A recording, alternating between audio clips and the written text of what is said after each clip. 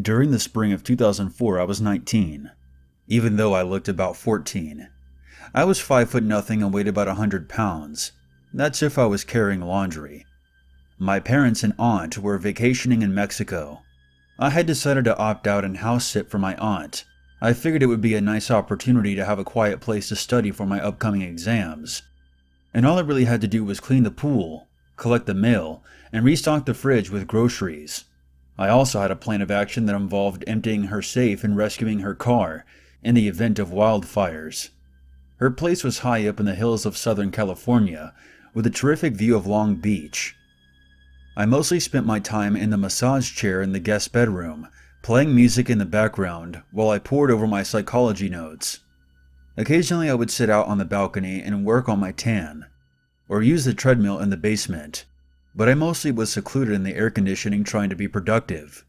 Every night I would set the alarm and make sure the security cameras were working before I went to bed. But on the fourth night of my stay, I was really focused on the books and forgot to set the alarm after it got dark. At about 1:30 a.m., I paused to take a break. That's when I realized how late it was. My stomach sank as I remembered that the basement door was unlocked, and I had to secure it before setting the alarm. Before heading downstairs, I wandered into the study to get a look at the security cameras just to be safe.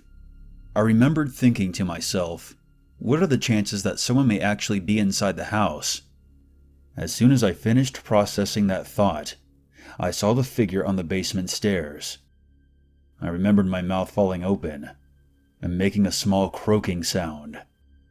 There was a middle-aged, balding man with glasses, slowly making his way up the stairs. And to make the situation even more unnerving, in one of his hands he was holding a balloon. I stared at the cameras as he reached the top of the basement stairs and looked around before cautiously setting foot into the kitchen. My first thought was to slam the door, lock it, and call the cops. But deep down, I knew it would take the police between 10 and 12 minutes just to make it out here, and in that time, this guy could easily overpower me and drag me into the night. I suppose I could have hidden somewhere as well, but I didn't like the idea of trying to stay quiet while he wandered from room to room, searching for me. Instead, I decided to go on the offensive and try something, and it was both incredibly daring and amazingly stupid. I tiptoed back into my room, turned up the music, and then made a loud production of exiting the room, pounding my feet down the hall. I called out as loud as possible, "Marcus, I swear I heard something downstairs. Put on your shirt and grab the key to the gun cabinet." I was positive my voice was quivering as I said it, but I figured the music playing in the background would hide that fact well enough. I paused for a few seconds, waiting to see if he would call my bluff. But when all I heard was the silence from down below, I power-walked back into the study, locked the door, and checked the cameras. Sure enough, he was scampering out of the basement door like a frightened squirrel. I watched him run across the backyard, around the pool, and disappear between the hedges. As soon as he was clear of the house, he let go of the balloon, and I watched it from my window as it lazily floated away towards the Pacific. I ran downstairs, locked the basement door, set the alarm, and called the cops. I also called my parents and aunt and told them what happened, asking them how I could rewind the footage to show the police. My aunt asked me why I didn't just hit the panic alarm on the security pad, and I had to admit that I hadn't even thought of that. To make a long story short, the police caught the guy a week later. He was sleeping in his car in a grocery store parking lot. Everyone always asked me what I thought the balloon was all about, and if I had to guess, I think it was a gift. This guy must have seen me a few times outside the house, surmised that I was alone, and assumed I was much younger than I really was. I have no idea if the guy is still in prison, but regardless of where he is, I kind of hope he hears this and feels stupid. He got scared away by nothing but the empty threat of a panicked girl, with the strength of a malnourished gerbil.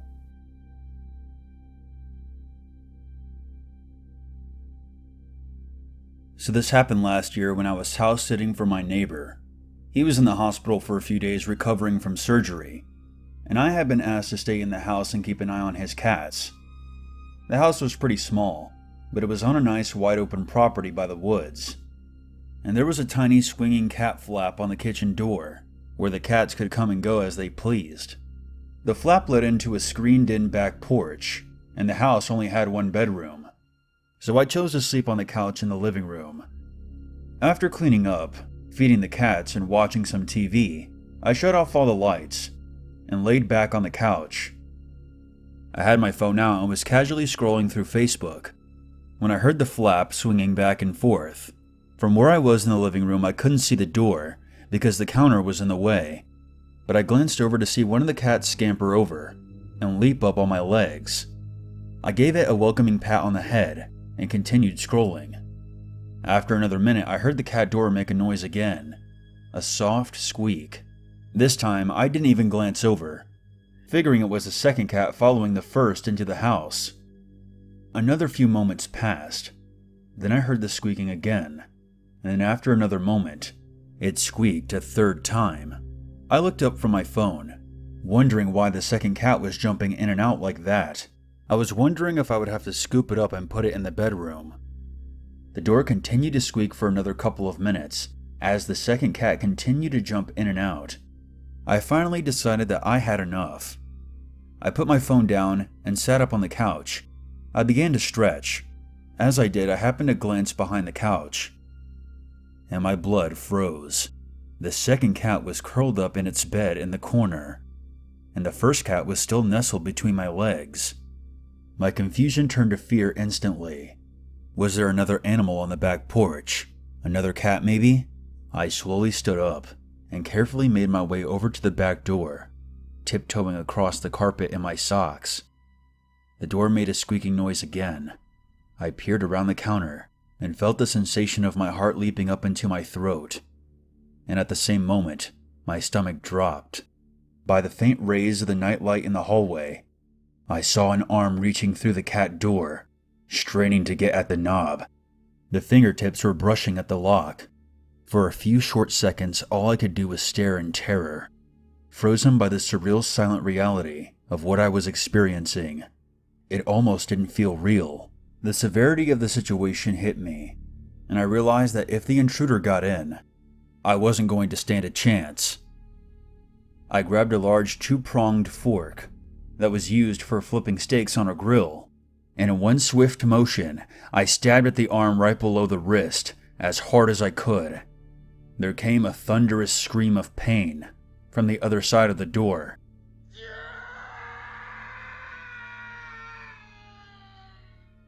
And the arm was immediately retracted through the flap. But the fork had impaled the intruder, so it caught itself on the door. That produced a second loud scream, and the arm was wrenched violently outside. I heard the clatter of the fork on the ground, and then I heard footsteps sprint across the back porch and out the screen door. I immediately turned on the outside lights and caught the glimpse of a figure running towards the woods. Instead of calling the cops, I scooped up both cats, stuffed them into the same carrier, grabbed my phone, my shoes, and sprinted out to my car, which was thankfully parked inside the garage. I drove up the road a couple of miles to my place, and once I was safely inside, I called the cops. It took them half an hour to get to my place, and then another half hour of questioning before they continued down the road to check out my neighbor's house. They told me that there was no sign that the screen door had been broken into, and aside from the bloodstains, there was no sign of the intruder. They put out an alert to local hospitals for a man with a stab wound on his right arm. The following morning, the police brought a dog out to follow the scent, but whoever the lucky bastard was, he was never caught. I kept the cats at my place until my neighbor was out of the hospital. It still shakes me to my soul, the idea that the stranger chose that house in the middle of nowhere, trying to get inside. And if I hadn't got off the couch when I did, this may have ended very differently.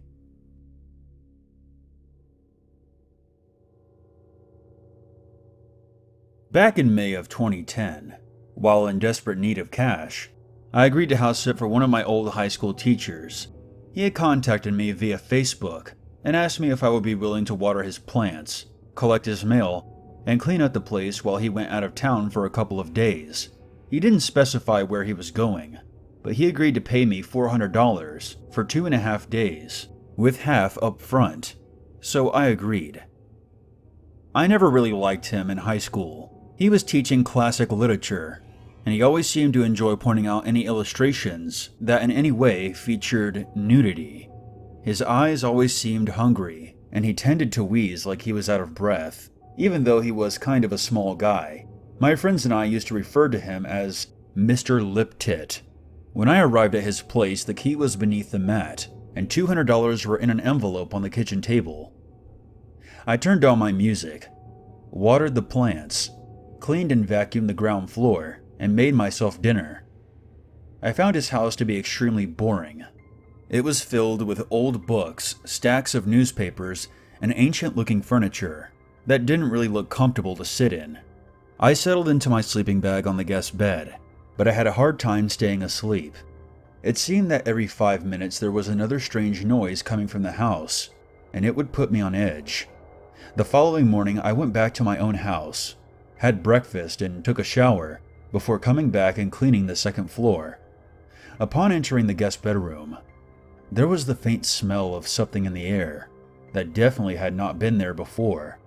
And what's more, I could have sworn that my sleeping bag was in a slightly different position when I had left it that morning. I started getting a bad vibe. I decided that night that I would sleep downstairs in the living room. I finished cleaning just after 10 p.m. I made some popcorn and enjoyed some cable TV, which I didn't have at my place. Around 11, I shut off the TV, wrapped myself up in my sleeping bag, and tried to drift off. I was tossing and turning for a bit, and just as I began to doze off, there came a click of the doorknob turning in the other room. I glanced over, and I swear by any god you choose, Mr. Liptak emerged from the pantry wearing only his socks. He then slowly turned the corner and made his way upstairs. I grabbed my phone and my keys and exited out the back door quietly. I ran around front to get into my car and sped home, where I immediately called the cops. I didn't know exactly how to explain the situation to them. I mean, he wasn't breaking and entering. It was his house. But when I explained to the operator that he had deceived me into thinking that he was gone, they sent out a patrol car. I had to collect the stuff that I had left at his house anyway. When the police arrived, Mr. Liptak answered the door wearing my sleeping bag over his shoulders. The police discovered a butler's cupboard, which was a secret room in the pantry that I wasn't aware of, where he had been hiding with a digital camera. He had taken a few dozen photos of me all around the house, most of which when I was sleeping. I showed the police the Facebook messages he sent me, assuring me that he would be out of town, and they arrested him. I collected all my remaining stuff, but left the sleeping bag. I didn't waste any time getting a restraining order against him. Mr. Liptak made bail, but actually died of a heart attack a few weeks later, after being rear-ended in his car at a stoplight. I never got the rest of my money.